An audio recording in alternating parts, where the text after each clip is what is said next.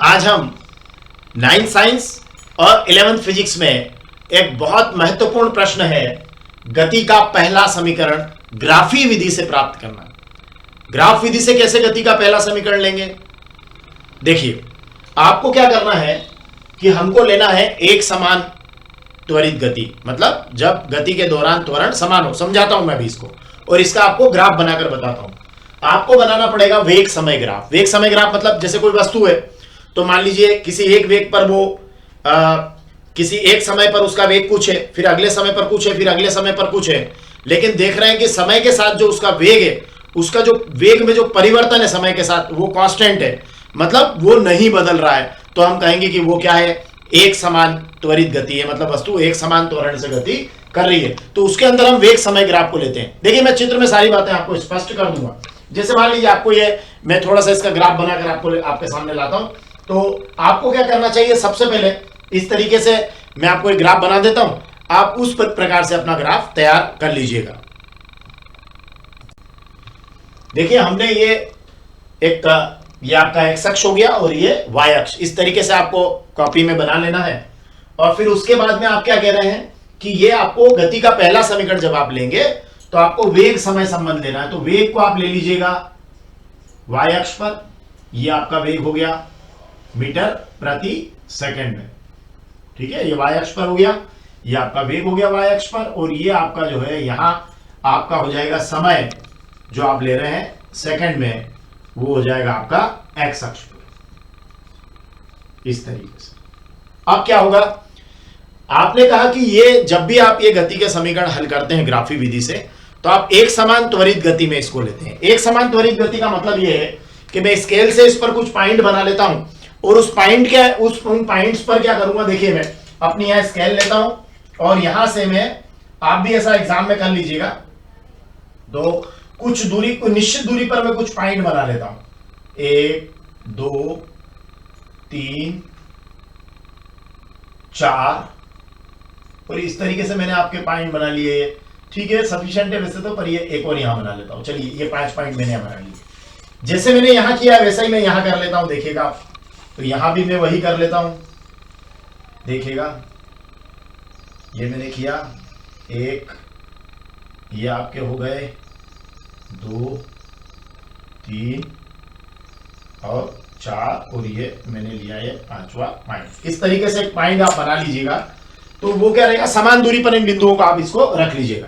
तो ये आपके पॉइंट्स रेडी हो जाएंगे, और इनमें आप देखिए, यहां पर ध्यान से देखना, 1 2 3, ये आपका 4, और ये आपका हो गया 5। यहां भी ऐसा ही हो गया, ये आप ऐसा कर लीजिएगा। तो इससे क्या होगा, आपको बहुत सुविधा हो जाने वाली है।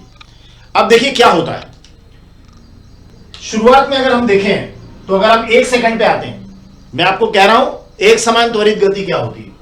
तो जैसे मान लीजिए वस्तु शुरुआत में, स्टार्ट के अंदर, प्रारंभिक स्थिति में उसका जो प्रारंभिक वेग है वो यहां इस जगह आपका है u, और ये पॉइंट है आपका a। क्या है पॉइंट? a पॉइंट है आपका, ठीक है। इस पॉइंट को हम नाम दे रहे हैं a, और इसका प्रारंभिक वेग है u, a पर, ये पर u हो गया। अब देखिए, जैसे जैसे समय बढ़ेगा वैसे वैसे क्या होगा, वैसे वैसे ये वाला जो ये जो वस्तु है वो आपकी समय के साथ आगे बढ़ना शुरू होगी, है ना। तो जैसे समय आपका यहां आया, तो इसका वेग यहां से यहां आ जाएगा। फिर जब समय यहां आएगा, तो इसका वेग यहां से यहां आ जाएगा। मतलब जैसे जैसे इसका वेग बढ़ता जाएगा, समय के साथ इसका वेग बढ़ेगा, लेकिन कैसे बढ़ेगा, कांस्टेंट रूप से बढ़ेगा। तो फिर ऐसे में क्या है, देखिए, जब ये यहां होता है, मैं पॉइंट्स बना देता हूं आप लोगों के लिए, है ना। जैसे मान लीजिए, अब ये देखिएगा, जब ये समय यहां होता है, तब ये आपका पॉइंट ये यहां आ जाता है, इस जगह आ जाता है। ये देखिए, हम इसकी सीध में यहां देखिएगा, इसकी सीध में लेकर यहां आ जाता है। फिर ये इस तरीके से बढ़ता है, मतलब एक स्ट्रेट लाइन में आपको खींचकर बता देता हूं कि किस तरीके से बढ़ता होगा। फिर आपको मैं इसकी व्याख्या यहां पे इसको समझाकर आपको बताता हूं कि कैसे हो रहा है। देखिएगा, ये देखिएगा, ये देखिए, ये लाइन खींच देता हूं, आपको दिखाई दे रही होगी, ये मैंने खींच दी। देखिए, अब यहां ध्यान से देखिए, जब ये समय आपका 1 सेकंड हुआ, सपोज मान लीजिए, तो 1 सेकंड पर ये यहां था, ये जगह, इस जगह था। 2 सेकंड हुआ, ये यहां हो गया, है ना, 2 पे यहां हो गया, 3 पे यहां हो गया, 4 पे यहां हो गया, 5 पे ये यहां हो गया। मतलब वो क्या हो रहा है कि जैसे 1 सेकंड में मान लीजिए आपका वेग है ना, 10 से 20 हुआ, तो अगले सेकंड में 20 से 30, अगले में 30 से 40, अगले में 40 से 50, मतलब हर एक सेकंड में 10-10 बढ़ रहा है। तो फिर आप कहेंगे कि ये क्या है, एक समान त्वरित गति है। तो ये लाइन इस बात को प्रदर्शित करती है कि आप जैसे जैसे आपका समय बढ़ता जाता है वैसे वैसे वेग जो है आपका एक नियत दर से बढ़ता है। ठीक है, तो आपको ये ध्यान रखना है। तो ये आपने एक लाइन खींच दी। अब थोड़ी दूर पर मैं एक पॉइंट और बना लेता हूं। सपोज मान लीजिए यहां पर इस पॉइंट के ऊपर इसका वेग हो गया आपका, ये पॉइंट हो गया आपका बी, और इस बी पॉइंट के ऊपर इसका वेग है वी। ओके, मतलब ए पर वेग यू है और बी पर वेग क्या है, वी है। ठीक है, मतलब आपने क्या किया अभी तक, जो आपने किया वो क्या है कि, और समझने के लिए अगर आप देखें तो मैं आपको समझने के लिए एक बात बता देता हूं। जैसे मान लीजिए यहां पर मैं बाद में इसको बिठा दूंगा, 1 second, 2 second, 3 second, 4 second. Okay, यहां पर इसका वेग था 10 मीटर प्रति सेकंड, यहां हो गया 20, यहां हो गया 30, यहां हो गया 40। मतलब ये क्या हो रहा है, जैसे जैसे आप इधर आगे बढ़ते जा रहे हैं वैसे वैसे ये वेग भी उसी रेशो में बढ़ता जा रहा है। मतलब आपका क्या हुआ, एक पर मान जैसे 0 पर मान लीजिए 10 था, तो 1 पर 20, 2 पर 30, 3 पर 40, ऐसा समझना है आपको, है ना। इस तरीके से आप इसको समझिएगा तो आपको अच्छे से समझ में आ जाएगा। ओके, या आपने कहा मान लीजिए 0 पर आपका 10 है, 1 पर आपका 20 बढ़ के 30 हो गया, तो 2 पर फिर 20 बढ़ेगा, तो 30 से 50, फिर 20 बढ़ेगा 70, ऐसे, है ना। मतलब जो परिवर्तन होगा हर एक सेकंड में, जो परिवर्तन होगा वो परिवर्तन क्या होगा, फिक्स होगा, तब हम कहेंगे एक समान त्वरित गति। ओके, तो ये प्रारंभिक वेग u हो गया, ये यहां पर आपने इस वेग को क्या कह दिया, v कह दिया। ओके, अब मैं इसको v को लिख देता हूं, ये v हो गया आपका। ठीक है, अब हमको क्या करना है, जो अभी तक हमने किया है उसको हम थोड़ा सा लिख देते हैं कि एक समान त्वरण से चल रही है, तो आप लिखेंगे एक समान त्वरण से गतिशील वस्तु, या चलने वाली, गतिशील मतलब जो चल रही है, चलने वाली है, जो चलती जा रही है, या चलती हुई भी लिख देंगे आपको, अगर आपको कठिन लग रहा है गतिशील शब्द तो चलती हुई लिख दीजिएगा। एक समान त्वरण से गतिशील वस्तु का कौन सा ग्राफ लिया आपने, वेग समय ग्राफ लेते हैं, और वेग को आपने कौन से अक्ष पर लिया है, y अक्ष पर, और समय को आपने लिया है x अक्ष पर। तो वेग समय ग्राफ लेते हैं, ये आपने ले लिया, ये ले भी लिया आपने, है ना, आपने लिखा कि लेते हैं और आपने इसको ले लिया। अब यहां पर जो आपको दिखाई दे रहा है कि वस्तु के प्रारंभिक वेग को आपने कहां माना है, देखिए वस्तु का प्रारंभिक वेग कितना है, कितना है बोलिए, u है। कहां पर है वो प्रारंभिक वेग, u बिंदु a पर है। किस जगह है, a पर है, तो आप इसको लिख देंगे a पर। ठीक है, ये बिंदु a पर हो गया। अब आपने कहा कि देखिए वो जो आपका समय, ये आपका t समय पर, ये यहां से यहां तक, देखिए ये जो लाइन आपकी लाइन है, ये वाला समय आपका यहां से यहां तक, मतलब जब वो t समय बाद, है ना, t समय बाद उसका वेग u से क्या हो गया, v हो गया। मतलब ये इतना समय बढ़ते बढ़ते, मतलब यहां आपको लिखना है ये t, और ये टाइम पूरा आपका इंटरवल होगा यहां से लेकर यहां तक, क्योंकि ये प्रारंभिक है और ये अंतिम है, तो ये इंटरवल पूरा कहलाएगा t। और इस पॉइंट को आप नाम दे दीजिए c, तो इसको मैंने पॉइंट को नाम दिया c। ठीक है, तो क्या किया मैंने, देखिए आप, ये आपका पॉइंट था। चलिए पॉइंट को एक जैसा कलर में कर देता हूं, तो ये आपका ओ। ओके, तो अब आपने क्या किया, देखिए आप, समय आपका क्या हो गया, समय आपने क्या लिया, x अक्ष पर है, OC बराबर t समय बाद, क्या हुआ, t समय बाद क्या हुआ, है ना, t समय पश्चात। अब उसका जो वेग है वो क्या हो गया, v हो गया। तो अंतिम वेग आपने कह दिया, वस्तु का अंतिम वेग, जैसे आपने प्रारंभिक वेग लिखा वैसे अंतिम वेग लिखो, बस बहुत सरल तरीके से सिखा रहा हूं। वस्तु का अंतिम वेग हो गया v, कहां पर हो गया, ये कौन से पॉइंट पर हो गया वो भी लिख दीजिए, ये आपका हो गया b पर। ठीक है, पॉइंट b पर जो है उसका अंतिम वेग क्या हो गया, v हो गया। अब आपको सिंपल ही कुछ नहीं करना है ना, बहुत आसान बात बता रहा हूं। अब आप क्या कीजिएगा कि इस पॉइंट B से ये दो लंब रेखाएं खींच दीजिएगा, इस तरीके से ये लंब खींच दीजिए आप B से, है ना, लंबवत लाइन खींच दीजिएगा, और डैश डैश करके खींचिएगा, ये डैश डैश वाली, ये डैश वाली एक हो गई, और इसके ऊपर भी आप एक डैश वाली ऐसे लंब रेखा खींच दीजिएगा। ठीक है, ताकि आपको ये पता चल जाए कि आप x अक्ष पर कितना आगे बढ़ गए और y अक्ष पर आप कितना आगे बढ़ गए। ठीक है, ये आपका हो जाएगा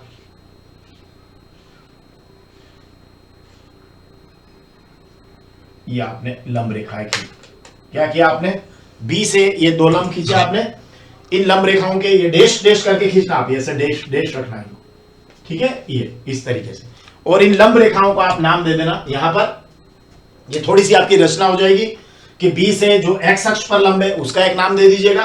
तो बी से आपने एक्स अक्ष पर लंब खींचा तो ये बीसी हो गया, है ना। आपने बी से एक्स अक्ष पर लंब खींचा, उसका नाम बीसी। देखिए बी से एक्स अक्ष पर लंब कौन सा खींचा आपने? बीसी। तथा बी से ही वाई अक्ष पर लंब, इसको आप नाम दे दीजिए, उसको आपने बीसी कहा, इसको आप बीई कह दीजिए, ये बीई खींचा, ठीक है। मतलब ये रचना आपने क्यों की है उसका भी कारण अभी आपको पता चलेगा। बीई खींचा, ताकि जब आप दूरियां नापे ना तो एक ही पॉइंट के ऊपर आपको दूरियां नापना है, इसलिए आपने ये सब किया, ठीक है। अब देखिए आगे बढ़ते हैं। अब जो त्वरण है एक समान त्वरण है। क्या होता है त्वरण? त्वरण होता है समय के साथ वेग में परिवर्तन। और अगर समय के साथ वेग में परिवर्तन कांस्टेंट है, जैसा कि यहां है कि समय के साथ वेग में परिवर्तन क्या है, यह त्वरण नियत है, मतलब वेग में जो परिवर्तन हो रहा है समय के साथ वो नियत है, ठीक है। तो इसलिए लाइन आपकी ऐसी स्ट्रेट आएगी और इसको आप गाढ़ी लाइन से बताना, ठीक है। इसमें यह शो हो रहा है कि ये जो पॉइंट ए है इस पर प्रारंभिक वेग u है और पॉइंट बी पर आपका जो अंतिम वेग या बाद का वेग है, टी समय बाद का वेग वो v है, ठीक है। और उसके बाद आपने कुछ नहीं किया, ये दोनों लाइनों को मिला लिया है। अब सीधे आप त्वरण पे आ जाइए। क्या होता है त्वरण? त्वरण होता है वेग में परिवर्तन, वेग में परिवर्तन और बटे होता है समय अंतराल या समयांतर, जो भी आप लिखना चाहें। यहां पर तो समय भी वही है और समय अंतराल भी वही है। कारण क्या है कि आप t इजिकल टू 0 से स्टार्ट हो रहे हैं और t इजिकल टू t तक जा रहे हैं, तो 0 से t, तो t में से 0 गया तो t, तो जो समय है वही समय अंतराल है, इसलिए कंफ्यूज मत होना, टेंशन की कोई जरूरत नहीं। अब वस्तु एक समान त्वरण से गतिशील, तो वो एक समान त्वरण को सपोज आपने मान लिया a, आप चाहें तो यहां लिख देना एक समान त्वरण a से गतिशील है, ओके। अब आपका देखिए यहां पर वेग में परिवर्तन, तो आपका यहां पर जो शुरू का वेग है, प्रारंभिक वेग, वो कितना है? OA। और बाद का वेग कितना है? बाद का वेग कितना है? BC। ये देखिए बाद का वेग कितना है? BC। और शुरू का वेग कितना है? OA। तो आपका वेग में परिवर्तन कितना हुआ? बाद के वेग में से शुरू के वेग को माइनस करना। अभी ध्यान से देखिए, वेग तो इधर है ना, ऊपर की तरफ, ऐसे है ना वेग, तो ये आपका एक वेग हो गया V और ये आपका दूसरा वेग हो गया U। तो V कौन है? BC और U कौन है? OA। तो BC में से OA को आप क्या कर दीजिए? माइनस कर दीजिए, तो BC माइनस OA। और समयांतर में कौन आ जाएगा? OC आ जाएगा, क्योंकि समय आपका x अक्ष पे चल रहा है, तो ये आपका हो गया OC, ये समय है आपका x अक्ष पे, ठीक है। अब आप देखिए ध्यान से, A is equal to BC। अब इस BC को आप लिख सकते हैं OE, क्योंकि आपने इसी से तो इसमें लंब खींचा है ना, और ये दोनों समांतर रेखाएं, आपने लंब खींचा, तो BC को आप किसके बराबर लिख सकते हैं? OE के। और ये OE आपका किसके बराबर हो जाएगा? ये OE आपका V के बराबर हो जाएगा। ये जो मैंने V लिखा है एक्चुअली ये V यहां है। तो अब आपका क्या हो गया? देखिए BC की जगह आपने लिखा OE, ये BC की जगह OE लिखा आपने, है ना। आप चाहो तो मैं इसका कलर चेंज कर देता हूं ताकि आपको ये रहे कि आपने इसको बदलाव किया, इसमें ये बदला है। BC की जगह आपने क्या लिखा? OE लिखा, तो ये BC की जगह हो गया OE, ठीक है। ये BC की जगह आपने कर दिया OE माइनस OA बटे OC, ठीक है। क्या किया आपने? BC के प्लेस पर आपने OE लिख दिया, वैल्यू पुट कर दीजिए, आंसर आ जाएगा। देखिए आप A is equal to OE का मान V है, OA का मान U है और बटे हो गया T। तो A इज इक्वल टू आ गया V minus U upon T। A is equal to हुआ V, देखिए OE का मान V, OA का मान U, V माइनस U अपान हो गया T। तो A बराबर हो गया V minus U upon T। Cross multiply कर लेंगे तो आपका ये खत्म हो जाएगा। तो चलिए मैं थोड़ा सा इसको फाइनली इसको लिखने के लिए यहां कहीं जगह बना लेता हूं, ठीक है। ये तो आपको एग्जाम में लिखना चाहिए, है ना, कि एक समान त्वरण से गतिशील, ये पूरा एग्जाम में ऐसा ही लिखना जैसा मैंने आपको लिखा है। मैं इसको यहां से हटा दूं, ठीक है ना। अब तो आपको पता ही है गति का पहला ही समीकरण चल रहा है, तो बात ही समाप्त करते हैं इसकी, है ना। भाई आपको मैं यहां लिख देता हूं, ये पहला समीकरण फर्स्ट इक्वेशन है, पहला समीकरण है, ठीक है ना, ये आपको पता रहेगा, ये फर्स्ट समीकरण का आंसर है। ओके, अब देखिए क्रॉस मल्टीप्लाई कर दीजिए, ये हो जाएगा a इज इक्वल टू, या a में t का गुणा कर दीजिए, ये हो जाएगा at इज इक्वल टू हो गया v माइनस u, हो गया। देखिए क्रॉस मल्टीप्लाई किया, at is equal to v minus u, और अगर आपने v को रोका तो u इधर जाके जुड़ेगा, तो v इज इक्वल टू हो जाएगा u प्लस at, और यही आपका गति का पहला समीकरण है जिसको आपने प्रूव कर दिया। अगर आप गति का पहला समीकरण प्रूव करना सीख गए तो आप डेफिनेटली मानिएगा इसी से मैं आपको दूसरा और तीसरा बता दूंगा, ठीक है।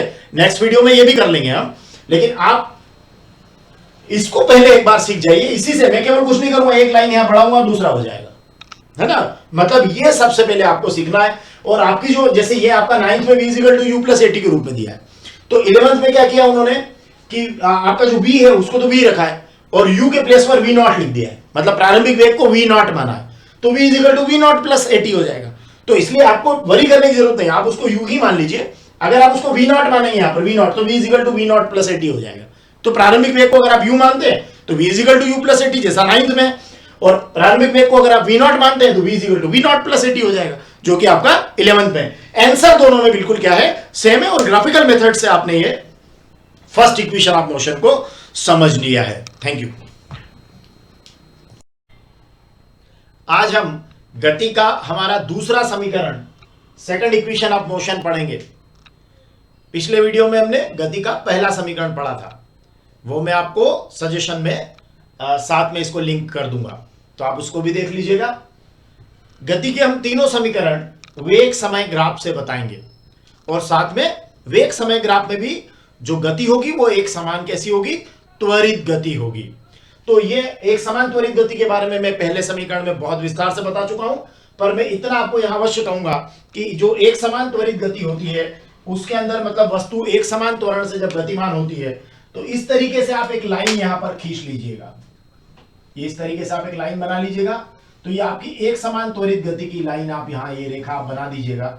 इसमें दो पॉइंट हो जाएंगे आपके, एक आपका हो जाएगा पॉइंट ए और एक हो जाएगा आपका पॉइंट बी। तो ये जो यहां रहेगा, ये वाला जो पॉइंट रहेगा, इसको आप नाम दे दीजिएगा पॉइंट ए, और इस पर वस्तु का वेग आपका रहेगा u। तो ये यहां u वेग हो जाएगा आपका, ठीक है। और ये वाले पॉइंट को आप नाम दे दीजिएगा पॉइंट बी, और यहां आपका वस्तु का वेग हो जाएगा v, जो कि यहां मुझे दर्शाना है। एक्चुअली v में मुझे कहां दर्शाना है, यहां पे दर्शाना है। तो अभी थोड़ी देर के लिए मैं यहां इसको लिख देता हूं। तो हमने क्या बात की, हमने कहा कि वस्तु क्या है, कि कोई वस्तु एक समान त्वरण a से गतिमान है। तो हमने ये मान लिया है कि माना वस्तु, ठीक है, एक समान त्वरण, ये हमने गति के पहले समीकरण में भी माना था। तो माना वस्तु एक समान त्वरण, कितना है एक समान त्वरण, a, कितना है a। चलिए ओके, ऐसा नहीं करते, ऐसे लिख देते हैं a से गतिमान है। ओके ओके, a से गतिमान है। तो माना कोई वस्तु एक समान त्वरण a से गतिमान है, मतलब गति के दौरान जो है वो त्वरण क्या है, समान है, एक जैसा, और उसको हमने मान लिया है कितना है, वो a है। तो एक समान त्वरण a से गतिमान है, और शुरू में क्या है, शुरू में वो उसका प्रारंभिक वेग बिंदु a पर क्या है, a है, और जो उसका बाद का वेग है, मतलब t समय बाद, आफ्टर t टाइम, मतलब यहां से लेकर यहां तक, ये आपका जो समय है, मतलब वेग आपका u से v बदला है, कितनी देर में बदला है, t समय में बदला है। मतलब मैं यहां पर दे देता हूं इसको कि ये t समय में आपका वेग जो है वो क्या हो गया है, u से v हो गया है। तो हमने कहा, हम ऐसा बोल देते हैं कि वस्तु का प्रारंभिक वेग, देखिए यहां से, इसके बाद में यहां से ले लेता हूं कि वस्तु का प्रारंभिक वेग लिखना भी बहुत महत्वपूर्ण है।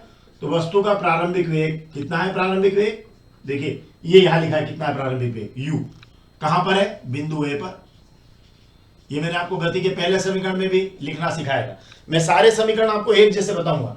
तो वस्तु का प्रारंभिक वेग u बिंदु a पर, तथा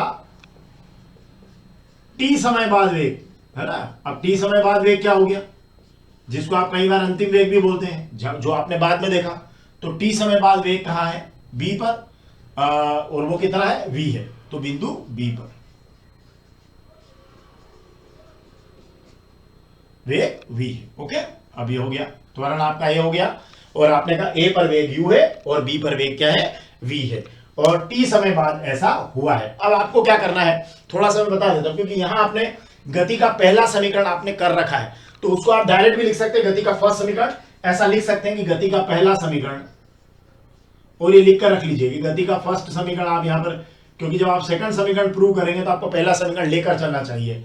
तो पहला समीकरण है v is equal to U plus A T. Okay, और ये आपका फर्स्ट इक्वेशन ऑफ मोशन है, पहला गति का समीकरण है, ये आप लेकर इसके अंदर चलिएगा। अब जो ग्राफ पे जो बची हुई पूर्ति है हम कर लेते हैं, है ना।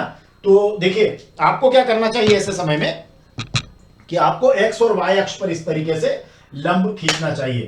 तो ठीक है, जो आपका यहां देखिए ये आप ये इस तरीके से डैश डैश करते हुए, ओके, ये आपने x अक्ष पर लंब खींच लिया। इसी प्रकार से आप y अक्ष पर एक लंब रेखा खींच दीजिए, ठीक है, या आप y अक्ष पर खींच दीजिए, या आपने y अक्ष पर लंब रेखा खींच दी। ओके, अब इनके आप नाम दे दीजिए, इनको आपको नाम देना चाहिए। तो x अक्ष पर जो आपने लंब रेखा खींची उसको आप c नाम दे दीजिए, तो ये हो गया आपका BC हो जाएगा, और यहां आप लिख दीजिए BE। अब आप बोलेंगे E क्यों लिखा, तो मैं इसी तरीके से यहां से देखें इसको मैं ऐसे, ये x अक्ष की लाइन को ये वाली लाइन से मैं मिला देता हूं, तो यहां भी मैं एक लाइन बना दूंगा और इसको मैं आपका एक नया नाम दे दूंगा, और वो नाम रहेगा AD, जो कि आपका इसके समांतर होगी, किसके, OC के। तो देखिए यहां मैं नाम दे देता हूं, और ये मेरी एक रचना और हो गई, ये मैंने आपको रचना के रूप में बना दिया, यहाँ पे इसको मैंने नाम दे दिया है OC, ठीक है। तो ये आपका हो गया AD, ठीक है, ये OC के समांतर है। तो ये हमारी रचनाओं के अंदर हमने जो काम किया वो मैं यहां नोट डाउन कर देता हूं। मैंने क्या किया कि आपका B से जो है ये पॉइंट B से y अक्ष पर लंब BE और x अक्ष पर लंब BC, और साथ में OC के समांतर AD बना लिया है। उसका क्यों करा मैं ऐसा, एक्चुअली अब आपको बताऊंगा। तो मैंने जो किया है पहले वो लिख देता हूं कि आपने क्या किया कि B से, या बिंदु B से जो किया वो थोड़ा छोटे छोटे अक्षरों में लिख देता हूं मैं, बिंदु B से, ठीक है, x अक्ष पर लंब क्या खींचा आपने, BC, तथा y अक्ष पर लंब क्या खींचा, लंब 1BE खींचा। और क्या किया आपने, एक समांतर लाइन भी बनाई है आपने, AD समांतर OC, ठीक है, ये आपने बनाया या खींचा या लिखा जो भी है।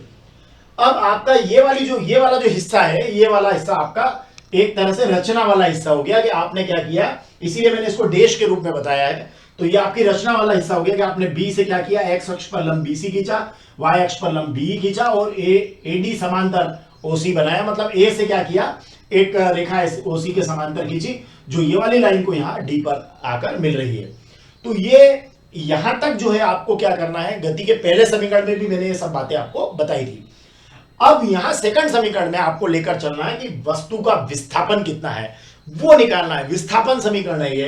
तो मान लीजिए कि वस्तु का विस्थापन मतलब वो जब t समय में उसका वेग u से v हुआ, तो डेफिनेटली उसने t समय में कुछ दूरी तय की होगी ना, तो वो आप वस्तु का विस्थापन के रूप में लिख देंगे। तो माना वस्तु का विस्थापन आपने मान लिया, माना वस्तु का विस्थापन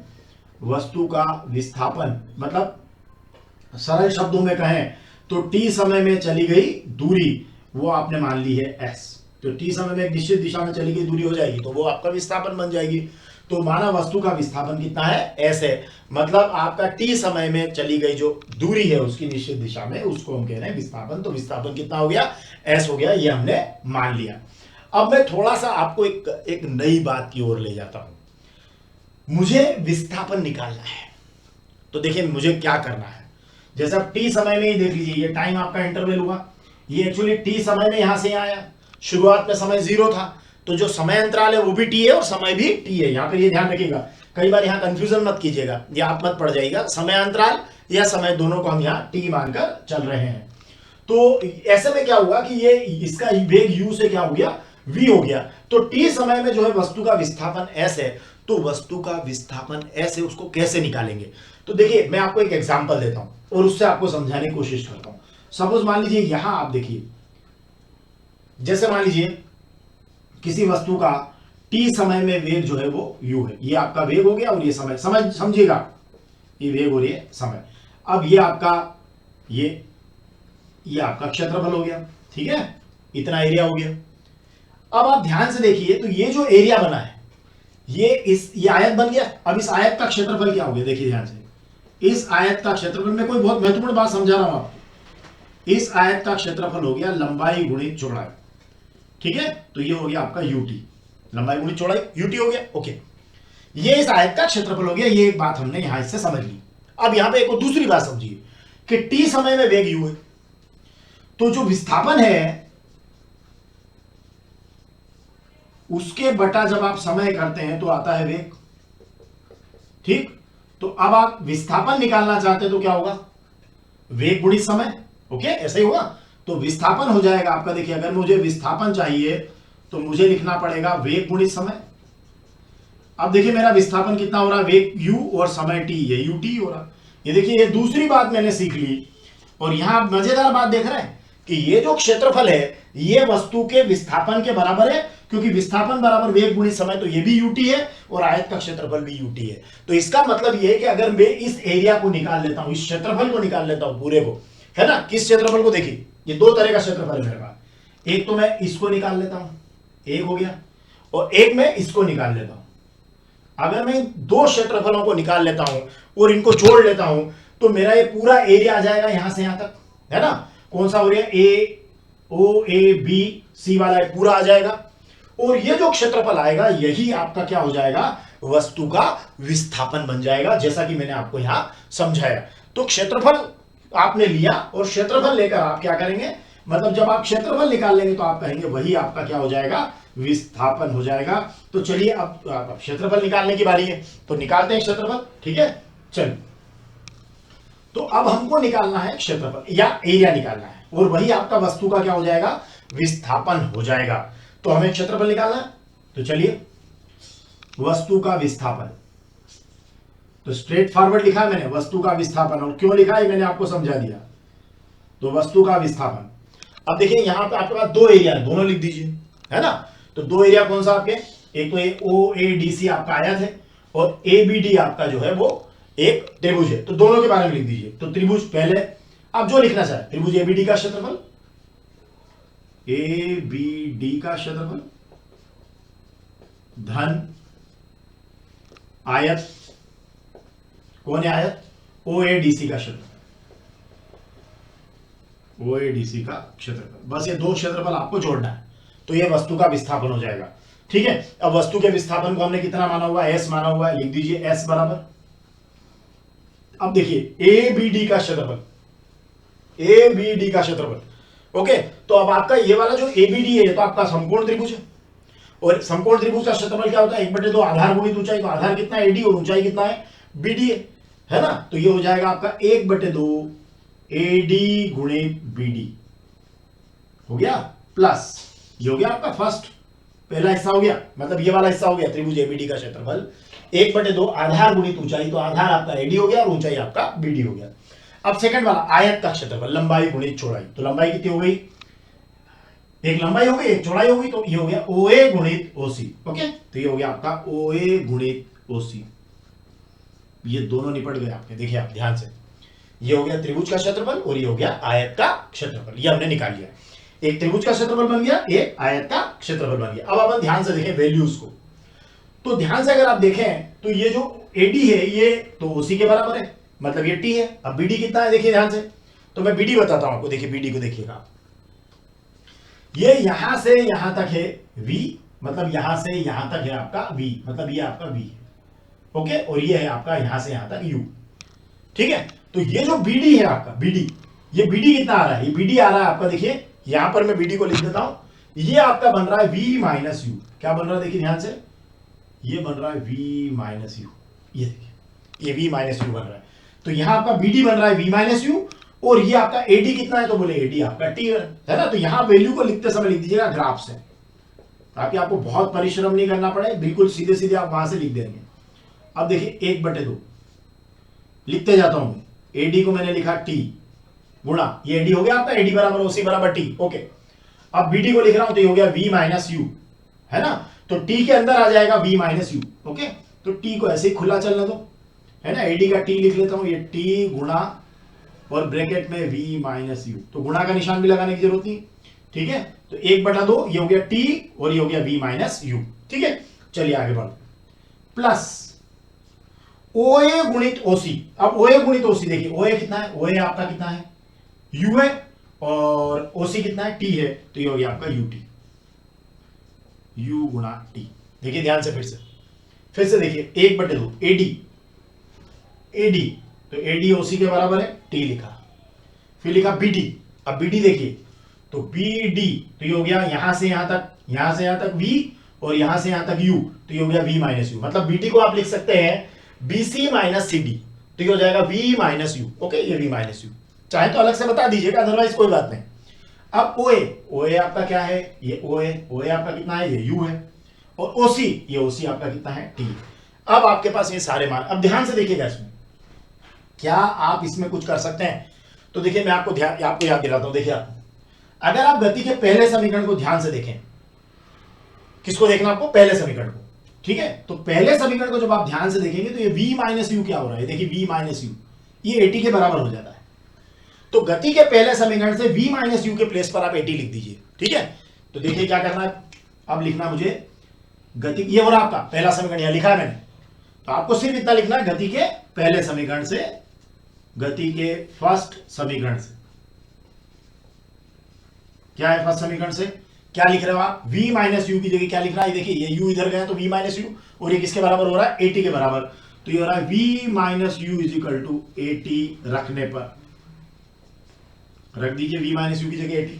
अब देखिए v माइनस यू की जगह 80 रखेंगे तो s का मान देखिए क्या हो जाएगा, s इज इक्वल टू हो जाएगा 1/2, ऑलरेडी t है ही, 1/2 t, और v माइनस यू की जगह भी आपने लिख दिया 80, प्लस हो गया आपका ut, हो गया। देखिए आप 1/2 t और v माइनस यू की जगह आपने लिख दिया 80, ये v माइनस यू की जगह आपने लिख दिया 80 और ये हो गया ut। देखिए मतलब किसकी जगह लिखा आपने, इस v माइनस यू की जगह आपने ये 80 लिखा है गति के पहले समीकरण से, ठीक है। अब आपका देखिए ये वाला हिस्से को अब मैं हल करने जा रहा हूं, तो s इज इक्वल टू, इसको पहले लिख लेता हूं, यहां देखिएगा s इज इक्वल टू, ध्यान से देखिएगा, u में t का गुणा लिखा है ut, प्लस ये प्लस, और क्या लिखा देखिए आप, 1/2t गुणित 80, मतलब 80 में t का गुणा है तो 80 स्क्वायर हो गया और बटे हो गया 2।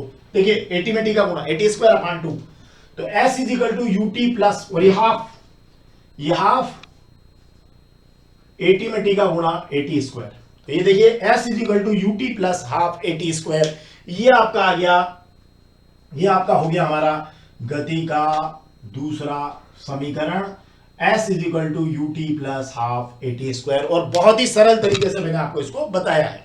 अब मैं जब नेक्स्ट टाइम आपको गति का तीसरा समीकरण बताऊंगा, ठीक है, तो उसमें आप ध्यान रखिएगा कि मैं आपको यहां तक पूरा सेम लेकर आऊंगा, यहां तक सेम लेकर आऊंगा, और यहां के बाद कुछ बदलाव करूंगा और तुरंत तीसरा समीकरण निकाल दूंगा। मतलब आपको फर्स्ट इक्वेशन ऑफ मोशन भी मैंने ऐसे ही बताया, पहला समीकरण, दूसरा भी इसी टेक्निक से और तीसरा भी इसी टेक्निक से। मतलब आपको डिफरेंट अप्रोचेस नहीं करना है, एक ही ग्राफ के साथ एक ही अप्रोच में तीनों समीकरण निकाल लेना है। Thank you very much. गति का तीसरा समीकरण, थर्ड इक्वेशन ऑफ मोशन। आज हम गति के तीसरे समीकरण को ग्राफी विधि से प्राप्त करेंगे।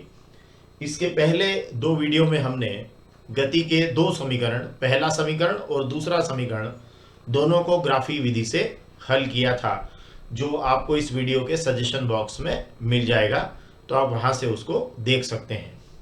देखना इसलिए भी जरूरी है क्योंकि मैंने गति के तीनों समीकरण एक ही टेक्निक के साथ, एक ही ग्राफ से, एक ही तरीके से निकालना सिखाए हैं, और आज जो तीसरा समीकरण निकालूंगा मैं वो भी उसी टेक्निक से निकालूंगा। तो जो हमारा गति का तीसरा समीकरण होगा, थर्ड इक्वेशन ऑफ मोशन, उसमें भी आप वही करेंगे जो आप हमेशा करते आए हैं। एक्स वाई अक्ष पर एक ग्राफ बनाएंगे, और उस ग्राफ के अंदर आपको क्या करना है कि समय सेकंड में एक्स अक्ष पर रखना है और वेग मीटर प्रति सेकंड में वाई अक्ष पर रखना है। मतलब टाइम को आपको एक्स एक्सिस पर रखना है और वेलोसिटी को वाई एक्सिस पर रखना है। अब यहां ये बात आप मानकर चलेंगे, तीनों समीकरणों के अंदर आप ऐसा मान रहे हैं कि वस्तु का त्वरण समान है, मतलब जो गति है, वस्तु की जो भी गति है वो एक समान त्वरित गति है, मतलब एक्सलेरेशन जो है उसका वो क्या है, एक समान है। मतलब वेग में जो समय के साथ परिवर्तन हो रहा है, वेलोसिटी में जो टाइम के साथ चेंज होता है, वो चेंज क्या है, कांस्टेंट है। ठीक है, तो वस्तु एक समान त्वरण से जब गति करती है तो उसमें वेग समय ग्राफ आपका किस तरीके से प्राप्त होता है, मैं इसको बताना चाहूंगा।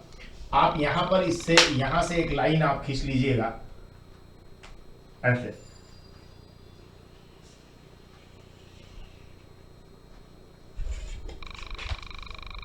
ये जो आपकी लाइन होगी, ये लाइन वेग समय ग्राफ की रेखा को प्रदर्शित करेगी। और इसमें खास मजेदार बात ये होगी कि सपोज मान लीजिए यहां पर मैं कोई पॉइंट लेता हूं, यहां पे इस जगह मैंने कोई पॉइंट लिया ए, तो ये ए पर जो मेरा प्रारंभिक वेग होगा वो वेग में लिखूंगा u, ये ए पर वेग है मेरा u है। और यहां एक दूसरा पॉइंट सिलेक्ट करते हैं, यहां एक और पॉइंट आ गया है और इस पॉइंट का नाम है b, और इस पर जो हमारा वेग होगा, सपोज वो वेग कितना है, v है। और ये एक समान त्वरित गति के लिए आपकी लाइन है। इसका मतलब क्या है, इसको समझिए कि जैसे शुरू में समय 0 था, यहां देखिए ये आपका o लिख देता हूं मैं इसको, ये आपका मूल बिंदु हो जाएगा, तो इसको मैं o नाम दे देता हूं, है ना। तो अगर आप o पर देखें तो स्टार्ट में टाइम आपका 0 है और उस समय कुछ वेग है, मतलब वो प्रारंभिक वेग का पॉइंट है a। ठीक है, अब जैसे जैसे समय बढ़ता जाएगा, जैसे 1 सेकंड हुआ तो वेग भी कुछ बढ़ेगा, तो वेग कुछ बढ़ेगा तो ये यहां रहेगा मान लीजिए, फिर 2 पर यहां रहेगा, 3 पर यहां रहेगा, और मान लीजिए 4 सेकंड पर ये यहां है। और सबसे बड़ी मजेदार बात क्या है कि जैसे 1 सेकंड में मान लीजिए वेग 2 मीटर प्रति सेकंड बदला, तो अगले 1 सेकंड में भी 2 मीटर प्रति सेकंड बदलेगा, अगले 1 सेकंड में भी 2 मीटर प्रति सेकंड बदलेगा। मतलब समय के साथ जो वेग में परिवर्तन होगा वो कांस्टेंट होगा। तो इस कारण क्या होगा कि लाइन एक स्ट्रेट रेखा है, एक सरल रेखा इस तरीके से प्राप्त हो जाएगी। अब इसमें आपने कहा प्रारंभ ए पर प्रारंभिक वेग u है और b पर प्रारंभिक वेग आपका कितना है, v है। गति के तीनों समीकरण आपको इसी टेक्निक से, इसी ग्राफ से आपको लेना पड़ेगा।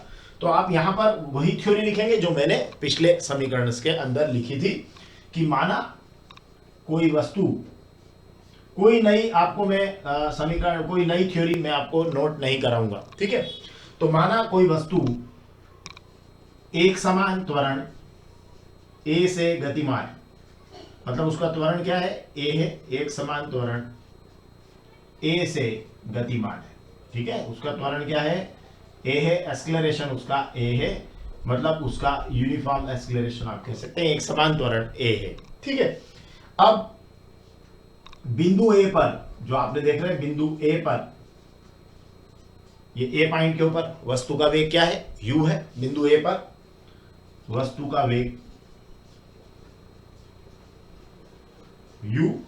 u है, तथा बिंदु b पर वेग कितना है, v है। a पर आपने u मान लिया है और v पर आपने वेग को क्या मान लिया है, v मान लिया है। अब आप क्या कर रहे हैं, आप जो जानते हैं बस वहीं से अपनी बात शुरू करेंगे कि जो आपका गति का पहला समीकरण है, क्योंकि यहां चूंकि आपको गति का पहला समीकरण प्रूव नहीं करना है, तो गति का पहला समीकरण आप डायरेक्ट लिख दीजिए। गति का पहला समीकरण क्या होगा, वो v is equal to U plus AT. ये आपका गति का पहला समीकरण, इसमें आप सीधे लिख दीजिएगा। जब आप सेकंड इक्वेशन ऑफ मोशन या दूसरा समीकरण हल करते हैं तब भी आप ऐसा ही लिखते हैं कि गति के पहले समीकरण को आप पहले से ही लिख दीजिएगा। अब थोड़ा सा इस ग्राफ की जो बची हुई बातें हैं उसको हम पूरी कर लेते हैं। जैसे आप क्या करिएगा, यहां से एक खास बात आप जो करने जा रहे हैं वो ये है कि इस पॉइंट के ऊपर से आप जो पॉइंट आपका B है, इससे x अक्ष और y अक्ष पर आप लंब खींच लीजिएगा। उससे आपको पता चल जाएगा कि वो जो टाइम वगैरह है वो कितना है, जो वेग है वो कितना है। तो जैसे आपने यहां B से x अक्ष पर एक लंब खींच दीजिए, सीधी रेखा है ना, ये आपने खींच दी है ना, B से x अक्ष पर लंब खींचा। और इसी B से आप क्या करेंगे, ये आपका y अक्ष पर भी आप इस पर लंब खींच देंगे, तो ये आप y अक्ष पर खींच दीजिएगा। तो ये आपका आपने दो लंब रेखाएं खींच ली, एक x अक्ष पर खींच ली और एक आपने y अक्ष पर खींच ली। कहां से, B से। उसी से हमको ये पता चला कि ये वाला जो है वो आपका वेग कितना है, यहाँ पर v है, और ये वाला आपका u है, पॉइंट ए पर वेग u है, बी पर वेग v है। अब आप क्या कीजिएगा कि इसको मैं थोड़ा सा नीचे की तरफ लिख देता हूं यहां, अब इसको भी आप मिला दीजिए, मतलब ये वाली लाइन आप मिला दीजिए, तो इस वाली रेखा को आप खींचेंगे, ओके, तो ये लाइन भी आप खींच दीजिए। मतलब आप क्या करें, इसके आपकी जो ये रेखा है इसको सपोज मैं अगर बीई नाम दे देता हूं, है ना, तो फिर इसके समांतर ये रेखा आप खींच दीजिएगा, तो ये भी आपके ये लाइन आप खींच दें, ठीक है। तो ये आपने लाइन खींच दी और इनके नाम दे दीजिए, जैसे इसको आपने अगर बीई कहा है तो इसके समांतर रेखा आपने ये ए ई खींच ली, है ना, ये ई, ये वाला ओके। आप चाहें तो इसको सी नाम दे दीजिए या ई, जो भी आप कहना चाहें, आप इसको डी दे दीजिए, और इसको आप ई लिख ही रहे हैं, तो यहां इसको आप क्या लिख रहे हैं, यहां इसको आप सी लिख दीजिए, और इसको आप ए बी सी, ये इसको आप डी कह दीजिए, ठीक है। ये वाले आपके नामकरण, मैंने एक्चुअली नामकरण वैसे ही कर दिए जैसे आपको ये नामकरण मैंने गति के दूसरे समीकरण में प्रूव करने के लिए किए थे, ताकि आपको एक जैसा वो हो जाए, इसीलिए मैंने नामकरणों को क्या करा, सेम ही ले लिया, ठीक है। अब हम कह रहे हैं कि माना जो वस्तु है उसका ये जो पूरा टी समय है, जो भी आपका टाइम लगा है इस टाइम टी में, क्योंकि यहाँ टी समय में त्वरण एक समान है, ए प्रारंभिक वेग है u और अंतिम वेग है v, तो इसमें वस्तु का विस्थापन मान रहे हैं अपन, कितना है, मान लीजिए s विस्थापन है उसका। तो माना t समय में वस्तु का विस्थापन, या यूं कहें सरल शब्दों में कहा तो t समय में चली गई दूरी, है ना, तो t समय में निश्चित दिशा में चली गई दूरी, या t समय में वस्तु का विस्थापन कितना है, s है। ये मान लिया आपने विस्थापन को s, ठीक है, कितना माना आपने, s विस्थापन को आपने मान लिया है, तो वस्तु का विस्थापन हो गया या t समय में चली गई दूरी हो गई। बस इसी से आप ले लीजिए कि 0 से t समय में चली गई दूरी या 0 से t समय में तय किया गया विस्थापन, तो वो जो होगा वो क्या होगा, इस पूरे क्षेत्रफल के बराबर हो जाएगा। मतलब ये वाला क्षेत्रफल प्लस ये वाला, दो तरह के क्षेत्रफल है देखिए इसमें। अगर हम समलंब की बात करें तो O A B D C A, O A B D C O, ये पूरा क्षेत्रफल है। और अगर इसमें दो टुकड़े करते हैं तो देखिए एक टुकड़ा आपका ये हो रहा है और एक टुकड़ा आपका ये हो रहा है, ये दो टुकड़े हैं। इसमें क्षेत्रफल के लिए कितने टुकड़े हैं आपके पास, दो टुकड़े हैं। तो आपको क्या करना है, आपको लिखना है कि 0 से टी समय के बीच का जो क्षेत्रफल है, टी समय के बीच का क्या ले रहे हैं आप, बीच का क्षेत्रफल, या टी समय में चली गई दूरी जिसको आप कह रहे हैं। तो 0 से टी टाइम के इंटरवल के बीच में जो टोटल आपका क्षेत्रफल है ना, सपोज मान लीजिए आपने ऐसा माना कि यहां पर आपका ये टाइम क्या है, ये टाइम आपका टी है ना, यहां तक का। तो डेफिनेटली एक बड़ी मजेदार बात ये समझ में आई कि टी बराबर 0 से स्टार्ट किया है, तो समय अंतराल भी टी है और समय भी यहां टी है, जिसको आपने स्मॉल टी कहा है। तो 0 से स्मॉल टी के बीच का जो क्षेत्रफल होगा वो दो क्षेत्रफलों का योग होगा। कौन कौन से, एक तो त्रिभुज है ना, कौन सा त्रिभुज है, ए बी डी, तो आप कहेंगे त्रिभुज ए बी डी का क्षेत्रफल प्लस एक आयत है आपके पास ओ ए डी सी का क्षेत्रफल।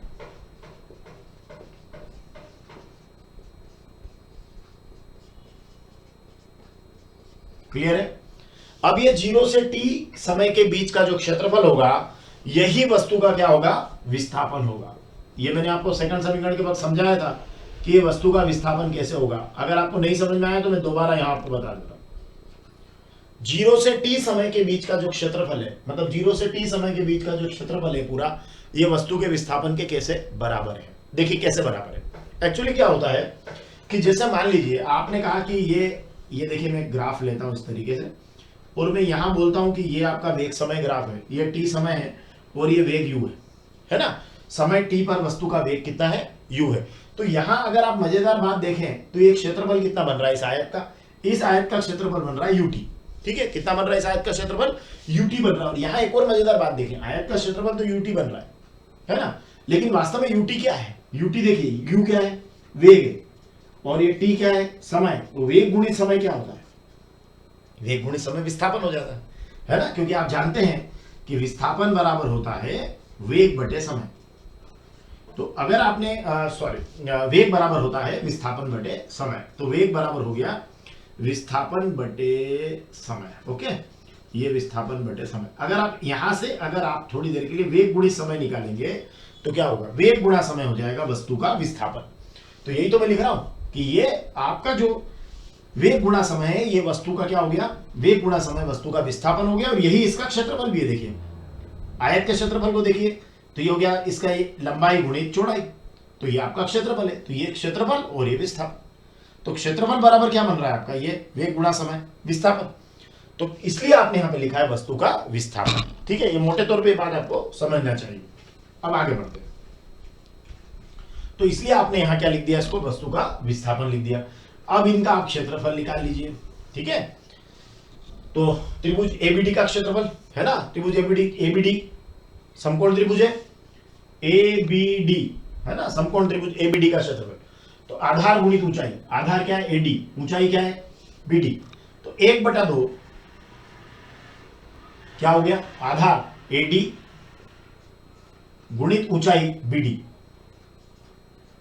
ठीक है, अब बीच में क्या है प्लस, ये प्लस। अब आयत का क्षेत्रफल क्या होता है, आयत कौन सा है ओ ए डी सी, तो इस आयत का क्षेत्रफल होगा लंबाई गुणित चौड़ाई, तो ओ ए गुणा एसी, ओ ए गुणा एसी, सॉरी ओ ए गुणा ओसी, ये आयत का क्षेत्रफल हो गया, लंबाई गुणित चौड़ाई। क्लियर है, देखिए फिर से समकोण त्रिभुज एबीडी का क्षेत्रफल 1/2 आधार एडी ऊंचाई बीडी धन आयत लंबाई ओए चौड़ाई ओसी। ठीक है, तो ये हो गया ओए गुणा ओसी, लंबाई गुणित चौड़ाई। अब आप देखिए वस्तु के विस्थापन को आप क्या लिख देंगे, एस लिख देते हैं। वस्तु का विस्थापन मान लीजिए कितना है आपका, एस है, जो पहले ही मान चुके हैं आप, तो ये एस हो गया।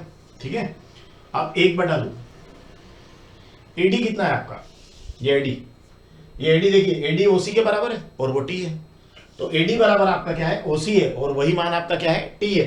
तो आप नेक्स्ट लाइन में आप इसको या तो टी लिखें सीधे, या आप लिख देंगे जो भी आप चाहें, आप लिखना है टी, अगर ओसी लिखना चाहें तो ओसी लिख दीजिए, बाद में टी लिख दीजिए, या सिंपली आप यहां लिख दीजिए टी, क्योंकि वो दिखाई रहा है ग्राफ से कि एडी का मान टी है। अब देखिए ध्यान से बीडी का मान क्या है, बीडी इसके गुणा में, देखिए बीडी ये बी से लेकर डी तक की दूरी, तो देखिए यहां से बीडी आपका, देखिए बी से लेकर डी तक निकालना है, तो ये आपका बीसी क्या है वी है, और ये सीडी क्या है यू है, देखिए ये यू है, तो यहां से यहां तक यू है और यहां से यहां तक पूरा वी है, तो ये बचा कितना v माइनस यू, ये बच रहा आपका v माइनस यू। देखिए यहां से यहां तक क्या है, देखिए ओ ई कितना है v, और यहां से यहां तक ये सी डी कितना है ओ ए, कितना है u, तो ये कितना बचा v माइनस यू, आपने लिख दिया v minus U plus O A आपका u है, और गुणित ओसी आपका हो गया टी हो गया, ये टी हो गया, u गुणा टी हो गया। ठीक है, अब आप क्या करेंगे, यहां आने के बाद आप क्या करते थे कि जो अगर आप दूसरा समय देखिए यहां तक, फिर से बता रहा हूं, इस जगह तक गति का दूसरा समीकरण और तीसरा समीकरण सेम लिखना है आपको एग्जाम में, यहां तक मतलब दूसरे समीकरण का उत्तर और तीसरे समीकरण का उत्तर सेम होगा। केवल दूसरा अगर आपको निकालना है तो आप यहां पर v माइनस यू का मान रख देना 80 यहां पे, तो ये आपका सेकंड निकल जाएगा, ये समीकरण नंबर 1 से। सिर्फ क्या करना है, v माइनस यू की जगह आप 80 लिख देना, ये देखिए v माइनस यू 80 होता है, तो आपका गति का दूसरा समीकरण निकल जाएगा। अब आपको यहां दूसरा नहीं निकालना है, क्या निकालना है, तीसरा निकालना है। तो यहां तक दूसरा और तीसरा सेम है, ये ध्यान रखिएगा। अब यहां के बाद क्या है, देखिए अब यहां के बाद आपको क्या करना है, इसका गुणा कर लीजिए अंदर और लघु एलसीएम ले लीजिए, तो देखिए एस क्या होगा, ये देखिए नीचे में लिख देता हूं 2 है ना, 2 ही है। ठीक है, अब यहां तो 2 है ऑलरेडी नीचे है ना, अब देखिए ऊपर गुणा कर लीजिए, हो गया TV minus T U plus, अब यहां 2 नहीं, यहां तो एक ही है, तो 2 का गुणा होगा, ये हो गया 2ut। ठीक है, लघुत्तम ले लिया आपने, तो नीचे आया 2 हर में, और ये हो गया टीवी माइनस टी यू, यहां तो 2 था, 2 में 2 का भाग गया, तो एक बार 1 का गुणा इसमें करेंगे तो संख्या सेम रहेगी, और यहां चूंकि 1 है तो यहां 2 का गुणा हो जाएगा, तो ये हो गया 2ut। अब देखिए ध्यान से आप इसको सॉल्व करेंगे, तो सॉल्व करते हुए आप देखिए ये टीयू, ये वाला मान और ये वाला मान देखिए सेम है, ठीक है ना, सेम मतलब दोनों यूटी है, लेकिन ये माइनस यूटी है और ये प्लस का 2ut है, तो 2ut में से एक यूटी गया तो बचेगा ut। तो अब आपका क्या बचा, टी वी, और देखिए 2ut में से ये ut गया तो बचेगा ut बटे 2, ठीक है। कॉमन ले लीजिए t, तो ये बचेगा v प्लस u अपान 2, बचा कि नहीं बचा। अब समीकरण नंबर 1 से आप t का मान रख दीजिए, आपका आंसर आ जाएगा। देखिए यहां पर ये बचा, देखिए t का मान लिया तो यहां से बचा v प्लस u अपान 2। अब आपको समीकरण नंबर 1 से किसका मान रखना है, समीकरण 1 से सिंपली आप किसका मान रख देंगे, t का मान रखने पर। तो यहां लिख देता हूं मैं, समीकरण 1 से किसका मान, t का मान रखने पर, मान रखिए। अब तो आप कहेंगे बहुत आसान हो गया सर, केवल t का ही तो मान भरना है, और t का मान क्या है यहाँ पे, v माइनस यू अपान ए है, लिख देंगे और क्रॉस मल्टीप्लाई करेंगे तो आंसर आ जाएगा। तो चलिए मैं इसको रख कर भी बता देता हूँ, इस हिस्से को मैं थोड़ा सा मिटा देता हूँ, है ना, तो इतने में मेरा काम हो जाएगा।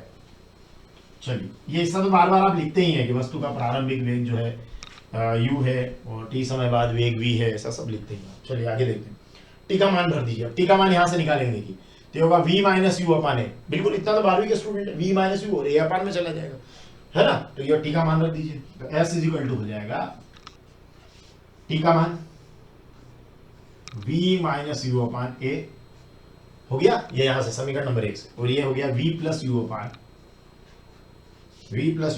2। अब ध्यान से देखिए 2a का गुणा s में कर दीजिए, 2as क्रॉस मल्टीप्लाई हो गया, a minus B, A plus B होता है a square minus B square, ये हो गया v square minus U square, ठीक है। ये u स्क्वायर उधर ले जाके जोड़ दीजिए, तो v square is equal to हो जाएगा u स्क्वायर प्लस 2as। ये आपका हो गया गति का थर्ड समीकरण, थर्ड इक्वेशन। और एक मजेदार बात यह है कि यहां तक आपका थर्ड और सेकंड सेम चलता है, और फर्स्ट के लिए तो आप ये 2 लाइन लिखने के बाद, जब आप 2 लाइन लिखते हैं उसके बाद ही आप फर्स्ट निकाल सकते हैं, तो वो बहुत आसान है। लेकिन थर्ड जो आप निकालते हैं तो यहाँ क्या करते हैं, यहाँ जब आप सेकंड बनाते हैं यहीं से, तो v माइनस यू की जगह आप यहाँ पे 80 लिख दीजिएगा तो सेकंड बन जाएगा। और अगर आप अंदर गुणा करके, है ना, एलसीएम लेके अंदर गुणा कर लेते हैं और फिर t कॉमन लेके t का मान भर देते हैं, तो ये तीसरा समीकरण निकल जाएगा। तो इस तरीके से गति के जो तीनों समीकरण है वो आप आसानी से सॉल्व कर सकते हैं, और एक ही ग्राफ आपको लेना है, वेग समय ग्राफ, और उस ग्राफ से आप गति के तीनों समीकरण निकालेंगे। सजेशन बॉक्स में तीनों समीकरण पड़े हैं, आप एक के बाद एक देख लीजिएगा। Thank you.